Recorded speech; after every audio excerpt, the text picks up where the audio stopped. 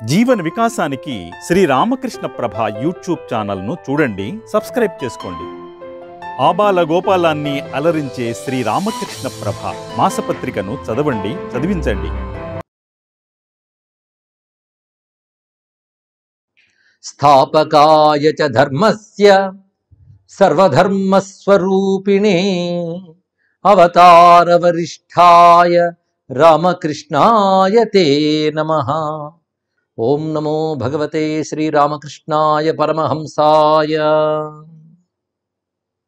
శ్రీరామకృష్ణ పరమహంస గారి యొక్క దివ్యమైనటువంటి గాథని బోధని మేళనం చేసుకుంటూ సాధనకి అవసరమైన అంశాలు మనం తెలుసుకుంటూ ఉన్నాం. అప్రతిహత యుక్తి శాస్త్ర ప్రమాణం రెండు శబ్దములు వాడారు ఇక్కడ. అంటే తిరుగులేనటువంటి యుక్తి చమత్కారంతో శాస్త్ర ప్రమాణంతో, ఎందుకు యుక్తి శాస్త్రం ఈ రెండు ప్రమాణాలతో ఇతరు సిద్ధపురుషుడు, ఇవి సిద్ధభూమికలు అని చెప్పదలుచుకున్నది. భైరవి దానికి గాను పండితామోదం కోసం కొందరు పండితులకి ఆవిడ కౌరు పంపించింది. అందులో వైష్ణవచరణ్ అనేవాడు గొప్ప పండితుడు. వీళ్ళందరూ సాధకులు కూడా. గౌరీకాంత తర్కభూషణ్ వీళ్ళ పేర్లను మనం చెప్పుకున్నాం. ఇందులో మొట్టమొదటిగా వైష్ణవచరణ్ అక్కడికి వచ్చాడు. ఇతడు ఒక వైష్ణవ సమాజ నాయకుడు. తన అనుయాయులతో మరికొందరు పండితులతో ఆయన వచ్చాడు.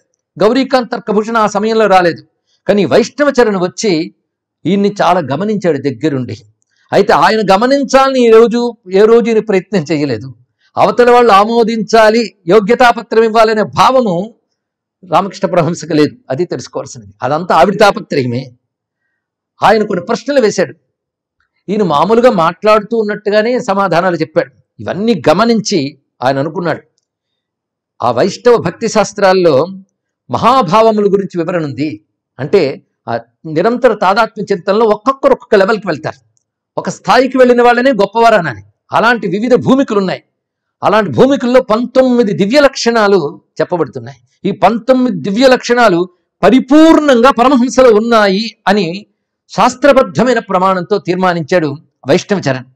అది విని ఈ మథుర్ మొదలైనటువంటి వారు అక్కడ ఉన్నారుగా అనుయాయులు, వాళ్ళందరూ కూడా ఆశ్చర్యపోయారు. ఈయన వాళ్ళు ఆడుతున్న మాటలు చూస్తూ వాళ్ళతో అన్నట్ట, ఏమంటున్నాడు ఈయన, మొత్తానికి నాకు రోగం లేదని తేల్చాడు కదా అన్నట్టు. అంటే బాల ఉన్మత్త అన్నప్పుడు బాగా తెలుసుకోవాలి.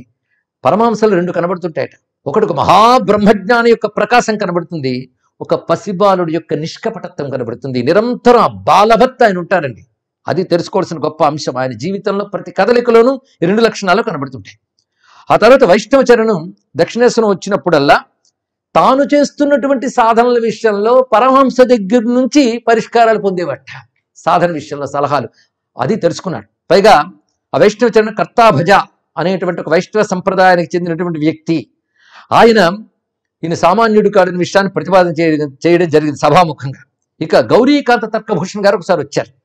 ఆయన వచ్చినప్పుడు కూడా ఒక సభ ఏర్పాటు చేయడం జరిగింది. ఇవన్నీ ఈయనకి తెలియవు. ఈ సభలు, తీర్మానాలు, యోగ్యతా పత్రాలు ఈయనకి తెలియవు. ఈయనలాగే ఉన్నారు. ఈ గౌరీకాంత తర్కభూషణ్ పేరే ఉంది, తర్కభూషణ్ అని బిరుదవాచకం. గౌరీకాంత్ అనేది అసలు పేరు. తర్కంలో చాలా మహాపండితుడు. అదేవిధంగా తంత్ర ఉపాసనలు కూడా ఆయనకున్నాయి. ఆయన ముందు పండిత ప్రకాండులు కూడా నిలవలేరు అని ప్రతీతి.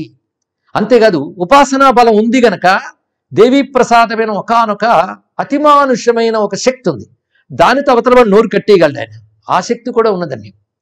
ఆయన ఎప్పుడైనా ఎవరి దగ్గరికైనా వాదనకి వెళ్ళేటప్పుడు ముందు శంకరాచార్యులు రచించిన దేవి స్తోత్రంలో నిరాలంబో లంబోదర జనని కమ్యామి శరణం అనే వాక్యాన్ని ఎలుగెత్తి అంటాడు అని, ఆ తర్వాత కొన్ని బీజాక్షరాలు గట్టిగా పలుకుతూ లోపలికి వస్తాడు. హరే రే రే అని బీజాక్షరాలు పలుకుతూ ఒక మేఘగర్జ చేస్తున్నట్టు వస్తాడు. వచ్చి ఒక జబ్బ చరుచుకుని కూర్చుంటాడు. అప్పటికే వాదించడానికి కూర్చున్న వాళ్ళు భయపడిపోతారు. ఈ విధంగా ప్రతివాది భయంకరులాగా వస్తూ ఉంటాడు. ఈయన అమ్మవారి దగ్గర కూర్చుని ధ్యానం చేసుకుంటున్న దశలో అదే విధంగా వచ్చారండి. అదే అహంకారంతో ఆ నిరాలంబో లంబోదర జనని అంటూనే హరే రే రే అని వస్తున్నట్ట. ఆ ధ్యానంలో ఉన్న ఆయన ఒక్కసారి చూసి ఇతని గర్జనల్ని మించి గర్జించాడు. ఆయన గర్జన విని ఇంకా ఎక్కువ గర్జించగానే దాన్ని మించి ఈయన గర్జిస్తున్నాడు. ఈ గర్జించింది పరమహంస కాదు అని ఏ దేవితో తాదాత్మ్యం చెందాడో ఆ దేవి ఆయన నుంచి గర్జిస్తుంది. అప్పటికే భైరవి పిలుపు మీద వచ్చినటువంటి అనేక మంది అక్కడ ఉన్నారు. ఆ విషయం ఈయనకి తెలియదు పరమహంస గారికి. వాళ్ళందరూ ఇద్దరు గర్జనలు విని నవ్వుకున్నారట. మొత్తానికి ఆయన అమ్మవారికి నమస్కారం చేసుకుని బయటకు వచ్చేటప్పటికల్లా పరమహంస గారు ఒకానొక సమాధి భూమికలోనే ఉన్నాడు. వైష్ణవచరణుడు ఆ సమయంలో అక్కడికి వచ్చి ఆయన పాదాలకు నమస్కారం చేసుకుని ఎత్తుకుని తెచ్చేటండి. ఆయన కూర్చుని ఉన్నాడు. గౌరీకాంత్ గొంతు సవరించుకున్నాడు, ఏవో తర్కాలు చేద్దామని.